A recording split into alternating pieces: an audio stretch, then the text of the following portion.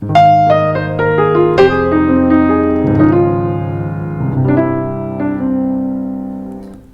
today we're going to talk about improvisation and how improvisation is such a great way to learn piano.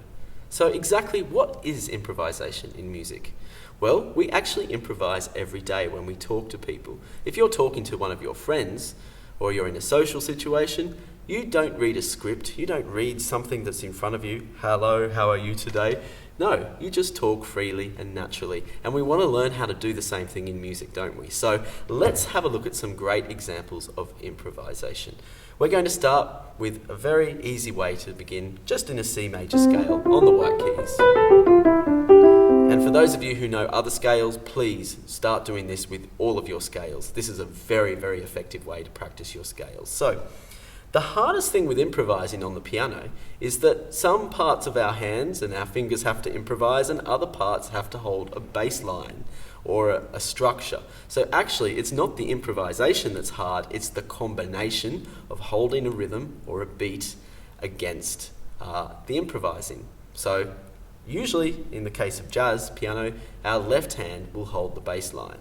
So I'm going to come up with a nice simple groove for you here. I'm going to play an E and a C. There's the middle C and the E below it. With a little bit of pedal, not too much. Then I go up to an F. I lift the pedal when I change notes. E, F. So you can see my bass note, my lowest note is an E, going up to an F, and my thumb is just staying on the C very gently. So this is the bass line. This is not really improvisation. This is the groove. And my right hand is going to make up some music in the key of C major because it will fit to go with this left hand. Now for some of you, when you start to do this, it will be a bit of a struggle.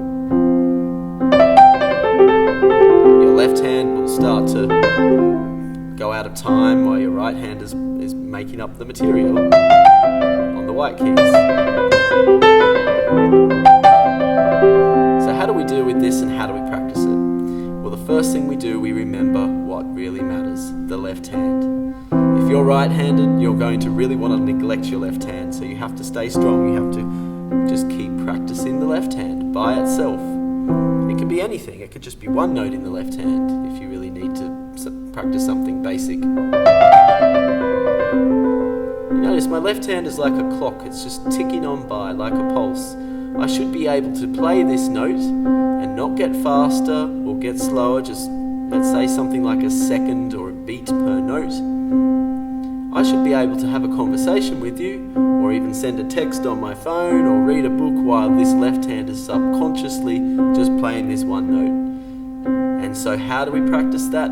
Through repetition. Repetition is your friend with piano, with music, to repeat and concentrate and to really enter a strong state of concentration. Very important. If you don't like to concentrate, it's going to be very hard.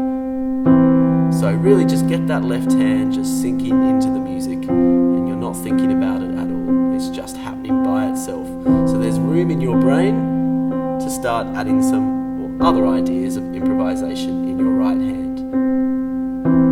So the first thing you're going to do in your right hand is you're going to keep it very simple so it doesn't distract the left hand. So you don't lose that threshold of your left and right hand independence. So yeah, just play 3 notes there. Now play another 3 notes on any of the white keys.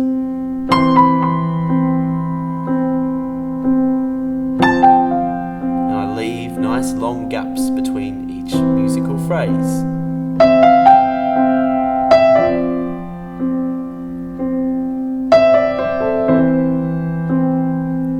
Even the best pianists out there have a threshold of what their left and right hand can do simultaneously. I have one myself, but I'm not going to show somebody what that is before my left hand gets distracted. I will play within my limits. And within my limits, I will make and create the nicest music I possibly can. So have some fun and get improvising today.